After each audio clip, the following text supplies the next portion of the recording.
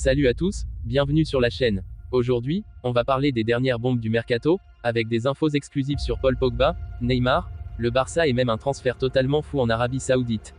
Préparez-vous, car ce mercato s'annonce encore plus dingue que prévu. Lâchez un énorme like, abonnez-vous et activez la cloche pour ne rien manquer. C'est parti, Neymar veut revenir au Barça.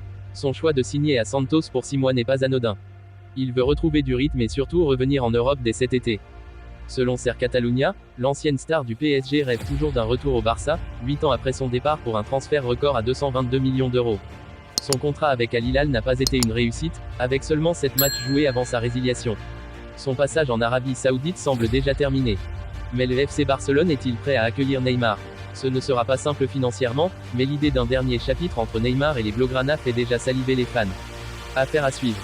Côté Barça, un gros ménage est en préparation. Avec l'arrivée imminente de Jonathan Tah, les dirigeants doivent faire de la place en défense centrale. Selon Mundo Deportivo, Andreas Christensen pourrait être le grand sacrifié.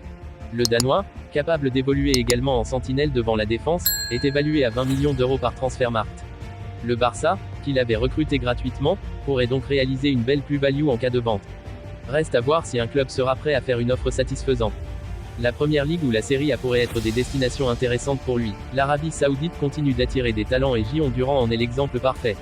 Recruté cet hiver par Al Nassr pour 77 millions d'euros, le jeune attaquant colombien de 21 ans a déjà justifié son prix en enchaînant les performances impressionnantes. Ancien joueur d'Aston Villa, Durant était un temps annoncé au PSG, mais il a préféré rejoindre Al Nassr où il brille déjà. Il a inscrit 4 buts en 3 matchs, dont un magnifique doublé contre Al Ahly.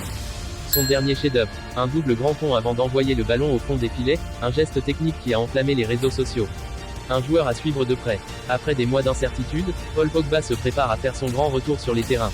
Sa suspension pour dopage, initialement fixée à 4 ans, a été réduite à 18 mois, et il pourra rejouer dès mars. Mais où rebondira-t-il?